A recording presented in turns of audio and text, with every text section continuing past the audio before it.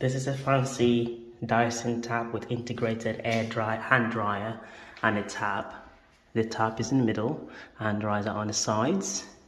But when you get water, it's a sensor, and when you put your hands to the left and the right to blow, and there you go, it blows the water all over the place. And if your hands happen to be dirty, you get that water all over your face. So that actually means this is a lovely design to look at, but functionally it is a terrible design. Dyson Jet Engineers should probably redesign this or perhaps stop making it.